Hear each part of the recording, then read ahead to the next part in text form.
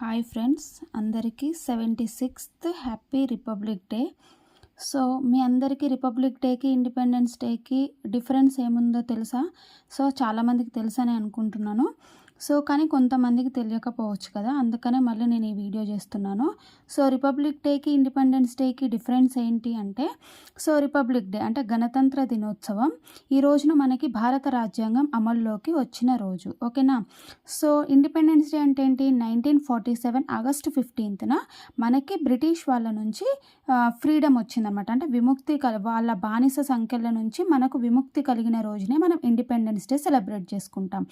కానీ republic day ఎప్పుడు celebrate చేసుకుంటామంటే, మనల్ని మనం పరిపాలించుకోవడం కోసం మనకంటూ ఒక రాజ్యాంగం నిర్మించుకొని ఆ రాజ్యాంగం అమల్లోకి వచ్చిన రోజునే మనం రిపబ్లిక్ డే సెలబ్రేట్ చేసుకుంటాం.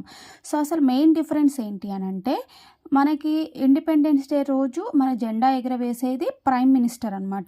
సో ఎక్కడి నుంచి? ఎర్రకోట నుంచి.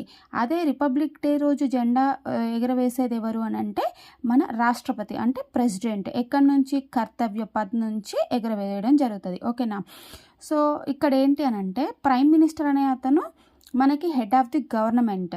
రాష్ట్రపతి అంటే ప్రెసిడెంట్ ఎవరమ్మా? మనకి హెడ్ ఆఫ్ ది నేషన్, ఓకేనా.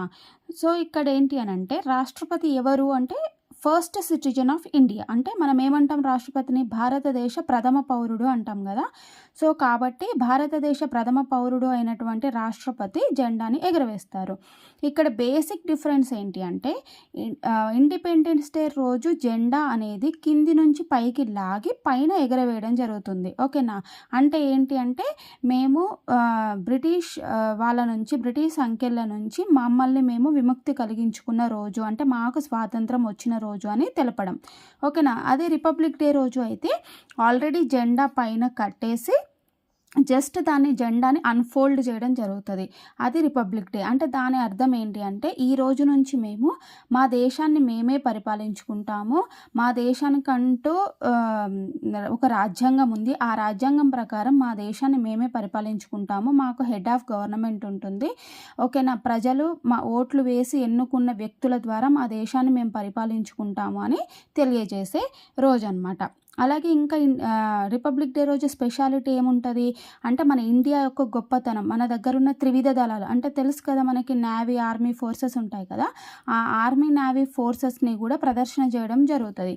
అట్లాగే మన దేశంలో ఉన్నటువంటి అన్ని రాష్ట్రాలలో ఉన్నట్టు వాళ్ళ స్పెషాలిటీ శకటాలు కూడా ప్రదర్శించడం జరుగుతుంది. ఇంకా ఏంటి, అన్ని రాష్ట్రాలు కలిసి ఉన్నాయి అంటే మనది కోఆపరేటివ్ ఫెడరలిజం అనే విషయాన్ని కూడా ఈ రిపబ్లిక్ డే రోజు ప్రపంచంలో అందరికీ తెలియజేసే విధంగా అన్ని శకటాలు ప్రదర్శించడం జరుగుతుంది. ఇంకా మెయిన్ ఏంటి, మిగిలిన అన్ని దేశాలతో మన ఇండియాకి సత్సంబంధాలు ఉన్నాయంటే రిలేషన్షిప్ అనేది, సో మిత్ర సంబంధాలు ఉన్నాయని తెలిపే విధంగా మనం ఎవ్రీ ఇయర్ కూడా వేరే వేరే దేశాల నుంచి చీఫ్ గెస్ట్ని పిలుస్తాం. ఆ విధంగానే ఈ ఇయర్ చీఫ్ గెస్ట్ మీకు నిన్ననే చెప్పాను కదా, ఇండోనేషియా ప్రెసిడెంట్ని మనము చీఫ్ గెస్ట్గా పిలవడం జరిగిందనమాట. సో అది మనకి ఏంటి, రిపబ్లిక్ డేకి ఇండిపెండెన్స్ డేకి ఉన్న డిఫరెన్స్, ఓకేనా. Thank you.